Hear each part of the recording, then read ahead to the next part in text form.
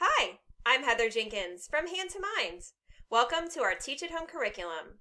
This is the 5th grade, week 7, day 4 literacy video. So, do you happen to like apples? Well, I love apples, and where I live, apples are really important. There are a lot of farmers that grow and sell apples in my area. In fact, each spring, my town shuts down for an entire week, and we have a festival where we celebrate apples and the apple trees that they come from. My daughter and I love to make apple pie. Here's a picture of an apple pie that we made for Thanksgiving. I can almost taste the warm, cinnamony taste of that apple pie. It tastes so good.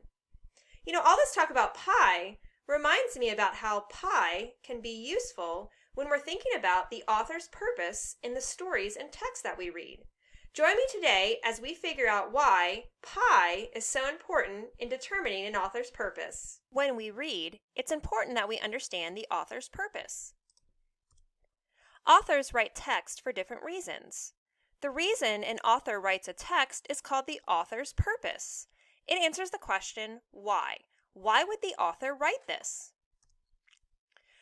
When I think about author's purpose, I always think about pie. P-I-E. This stands for persuade, inform, and entertain. Now, let's look at each one of these purposes individually. Persuade.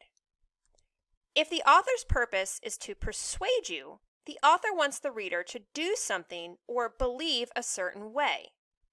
If you're reading and wondering if the author's purpose is to persuade, then you would look for opinions and reasons.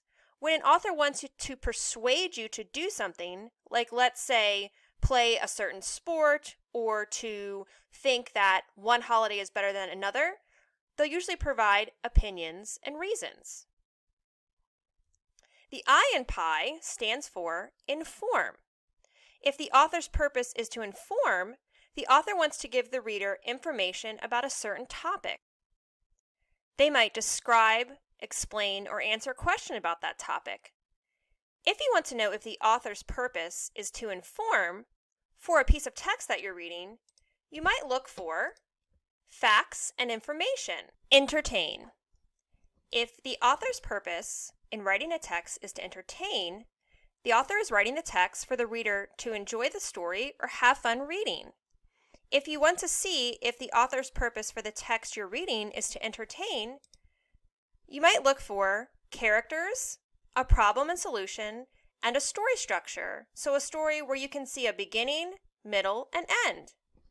Now, let's practice finding the author's purpose of different texts that we read. Follow along as I read the text out loud. Learning to play the violin requires mastering different skills. First, you must learn how to position the violin properly by resting it under your chin. Next, you learn how to maneuver the bow. You pull the bow across the strings to make the sounds. Then you must learn how to hold down the strings with your fingers on the neck of the violin. This makes the different notes as you move your bow across different strings. Finally, you must read the music to know which notes to play. Now, I'm going to give you a few seconds to look back at the text and see if you can figure out what is the author's purpose. Is it to persuade, inform, or entertain?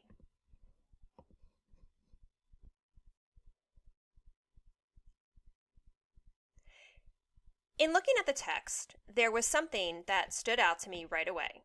First of all, I saw the sentence at the very beginning, learning to play the violin requires mastering different skills. And as I thought about what I had read throughout the text, it really seems like the text was all about those skills or steps that you need to master playing the violin. For example, the text said you must learn how to position the violin properly by resting it under your chin. Next, it talked about learning how to maneuver or move the bow, and that you pull the bow across the strings to make the sounds. Then it talked about learning how to hold down the strings with your fingers on the neck of the violin. And finally, it talked about knowing how to read music so you know which notes to play.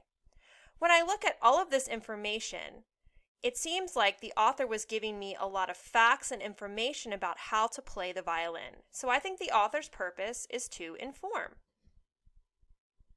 Next, we're going to read a text about my dog, Shem the St. Bernard. Follow along as I read the text out loud. One winter day, Shem the St. Bernard went on an adventure. Leaving his cozy mountain home, he walked through the thick, fluffy snow. As he walked, he caught cold, wet snowflakes on his tongue. Shem frolicked and played gleefully in the snow. While romping through the snow, he met two swift rabbits who played tag with him. Then he watched ice skaters spinning and twirling on the frozen lake. Next, Shem chased a squirrel up a tall tree. He knew that next time he would corner that sneaky squirrel.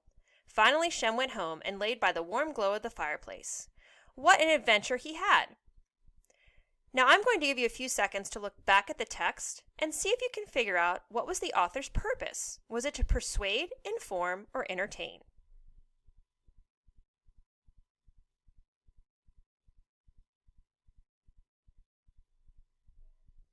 When I look at the text, first I noticed that the first sentence says, "One winter day, Shem the St. Bernard went on an adventure." So in this first sentence, I see that there's a character, Shem the St. Bernard, and that he's going to go on an adventure. So immediately I'm thinking that I'm going to be reading a story. And at the very end, it also talks about what an adventure he had. Throughout the text, I find different things that Shem does during his adventure. At the beginning, he walked and he caught cold, wet snowflakes on his tongue. Then he played in the snow. And then he played tag with some rabbits. He also watched some ice skaters spinning and twirling on the lake. Finally, he chased a squirrel before at the very end of the story, Shem went home and laid down by the fireplace. When I look at all of this information, I don't see where the author is giving me facts and information about a topic. I don't see that the author is trying to convince me to feel a certain way or do something. But this text was really fun to read, and it was definitely a great story about a character named Shem. So I think the author's purpose was to entertain. Now, let's read our last piece of text. Follow along as I read out loud. Swoosh. Nothing is more satisfying than the sound of the ball hitting the back of the net. Soccer is the world's most exciting sport. Two teams battle it out on the field for 90 minutes of non-stop action. Players routinely do amazing tricks with their feet to get the ball around their opponents. Players even move the ball around the field and into the goal by using their heads. If you're looking for an exciting, action-packed sport to try, soccer is your best bet. Now I'm going to give you a few seconds to look back at the text and see if you can figure out what was the author's purpose. Was it to persuade, inform, or entertain?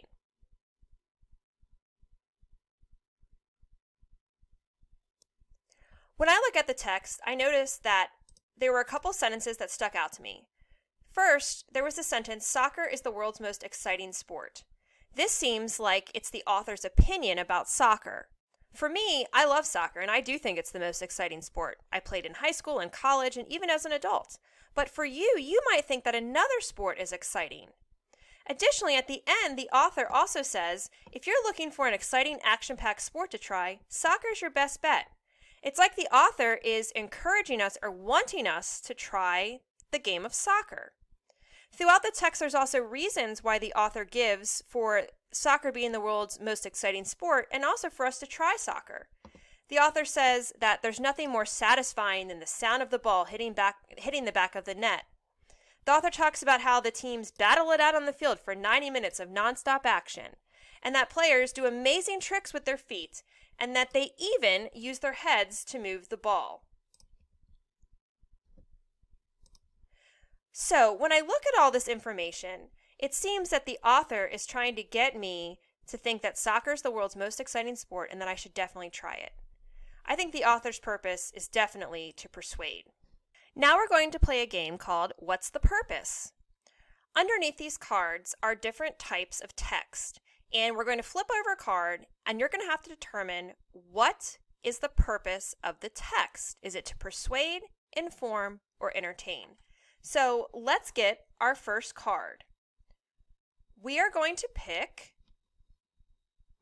this card. A story about a giant and a beanstalk. Would the author's purpose for a story like this be to persuade, inform, or entertain? Say your answer out loud. Well, it doesn't sound like a story about a giant and a beanstalk is something that an author is giving me a lot of facts and information about a topic, or that they're trying to get me to do something or to believe or think a certain way. I think a story about a giant and a beanstalk would probably just be something that I would have fun reading. So I'm going to say that the author's purpose would most likely be to entertain. Now, let's look underneath another card. A letter to the editor about why people shouldn't play video games. What would the purpose of this letter be? Would the author's purpose be to persuade, to inform, or entertain? Say your answer out loud.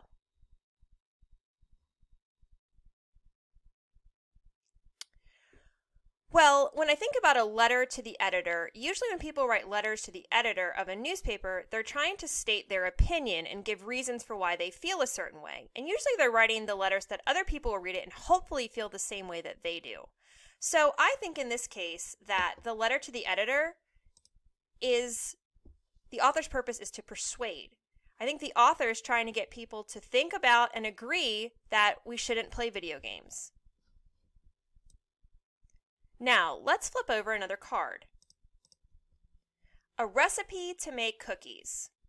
If I read a recipe to make cookies, what would the author's purpose be? Is it to persuade, inform, or entertain? Say your answer out loud.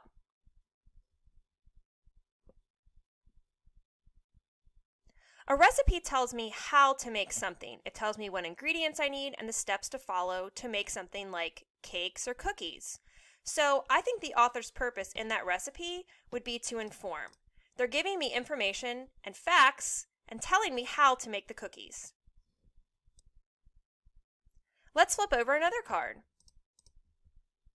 A speech about why summer is the best season.